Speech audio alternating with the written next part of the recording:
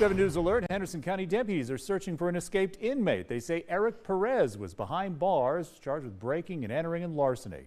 Deputies say he's also the subject of a migration detention warrant. If you see this man, call the sheriff's office. There's the number on your screen. It's 828-697-4911. Breaking tonight, a judge in Spartanber County set bond for a woman charged with felony DUI. Chesney police say she hit a flagman who is now hospitalized. Officers say they, along with the sheriff's office, found the person hit at Highway 221 and North Alabama Avenue. This was around 9 a.m. yesterday. The sheriff's office says they determined that Stacy Robbins was driving while impaired. She was arrested and charged. Robbins' bond was set at $50,000, and she's required to wear a GPS device. South Carolina's Highway Patrol searching for a driver who hit and killed a cyclist and kept going this morning in Spartanber County. 7 News' Lauren Miller has more on the deadly crash and how these types of crashes have other cyclists concerned for their safety. The hit and run happened around here on Asheville Highway near Old Furnace Road at around 3 in the morning. The South Carolina Highway Patrol is looking for a silver gray Honda Civic similar to this one. Investigators say it may have possible damage to the front driver's side. And as for the victim, Spartanber County Coroner's Office has not been able to identify them, but was able to give a description. Based on our evaluation, the clothing worn by the decedent was camouflage pants, a darker colored shirt that I'm aware of, nothing reflective on the back, and it was a very dark lit area. There wasn't much light in that area. He says the bike itself did have reflective material, but he believes the victim was not wearing a helmet. According to the National Highway Traffic Safety Association, cycling accidents are a common occurrence in the summertime. NHTSA says in the summer of 2023, more bicyclist fatalities happened from 9 p.m. to 12 a.m. than at any other time. A lot of times I do notice in the summertime, between those hours, 9 to 12, there are a lot more. If I see a bicyclist, usually that's the hours that we see. Front and rear flashing lights. It's a pattern. Bike shop owner Ben Shoei can also agree. We have people who are hit every year. We have clients whose bikes get hit. People fall off of their bikes in front of cars or maybe as a result of a close call. Which is why he stresses awareness for drivers and cyclists. Riding your bike in public is something that here we don't have the infrastructure built in for safety all the time. In September, the federal government awarded $16 million to Spartanburg County for safety improvements. Asheville Highway was one of the areas to receive upgrades like extensions to bike lanes. In Spartanburg County, Lauren Miller, 7 News. If you have any information on who the hit and run driver may be, you're asked to call South Carolina Highway Patrol or Crime Stoppers at 888-CRIME-SC. Breaking news, a former Spartanburg police officer is charged with criminal sexual conduct. That is according to the State Law Enforcement Division. Agents say 26-year-old Ahmad Cheeks was arrested. Arrest warrants state that last October, Cheeks sexually assaulted someone he knew was mentally incapacitated. Bond was set for Cheeks today at $20,000, and he'll be back in court September the 25th. We reached out to the Spartanburg Police for a statement on this. We are waiting to hear back. Malachi, thank you. We're updating breaking news. Some people's morning commute was disrupted when a dump truck overturned. This is video on the scene in Spartanburg County where the truck crashed. It happened right before the 26 East interchange at New Cut Road. Now the wreck also closed the ramp to get off the interstate at exit 16. Firefighters were able to get a lane open. There's no word on any injuries, with traffic backing up a couple of miles. Malachi, thank you. We are updating breaking news. A plane made an unscheduled landing on an upstate golf course. Shady Grove fire crews say the plane was returning to North Carolina from Atlanta when it lost oil pressure this morning. They tell us the pilot initially tried to land at the Pickens County Airport, but instead had to make an emergency landing at the reserve at Lake Kiowee.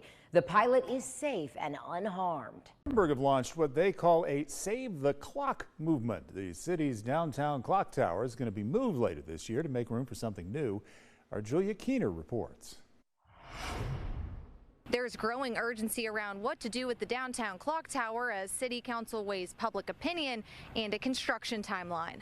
The city tells us while the tower itself only dates back to the 1970s, the clock it houses has roots that date back to 1881. There's so many people in the community who have, memories of raising money for that clock tower that was put up in the 70s as a home for that historic clock.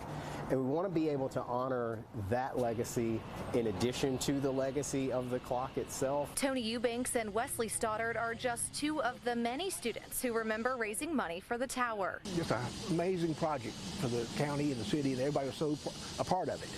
And to have their names inside there today, and then to see that the city wants to take it down and just put parts of the clock in a new building, that's just not the same thing. There's a lot of people that are friends of mine that passed away, and this is a legacy to them that they actually raised money to help build the clock tower, and they can bring their kids and their family and show them. To honor the clock's history, City Manager Chris Story recommended creating an exhibit in the new downtown city-county joint government complex set to start construction later this year. Residents and some council members agree they want the clock honored in a more substantial way. This is important for Spartanburg, and we all fight to keep it.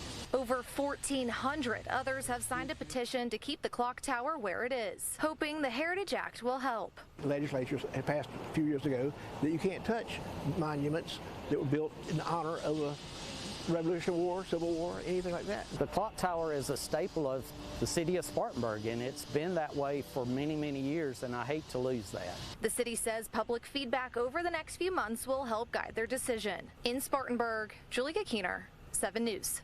There was no decision made Monday night. Council is expected to talk about that issue formally at a later meeting. Along with more details about these recent changes on WSPA.com. When teachers head back to the classroom, they will get a bump in pay and face some new state rules. State House reporter Caroline Yaffa standing by live now with a closer look at those changes. Caroline. Hey Gordon, we know the school year is quickly approaching, and lawmakers here at the State House have made some big changes in education, and they say it will help teachers and students stay in the classroom.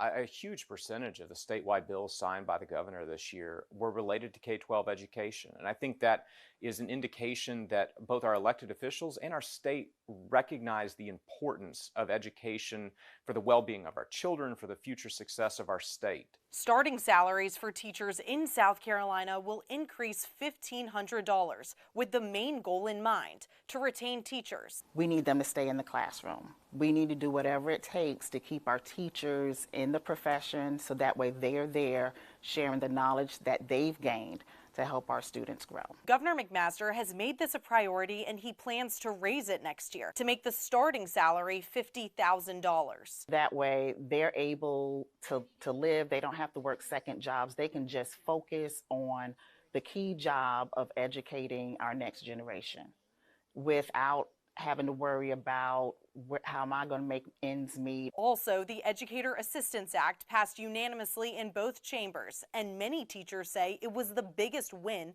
this year. It's things that should be common sense, telling someone what they're going to be paid when they sign a contract, giving them time to set up their classroom before students arrive, not moving them in the middle of a school year without at least 5 days advance notice. It shows that our government officials care about the daily needs of our teachers, that they have heard the voices of the educators across this state on what it is that we need. The pay raise and new law will take effect this school year. Live in Columbia, Caroline Yaffa, 7 News. Caroline, thank you. They say more investments are coming as the state tries to address those teacher shortages.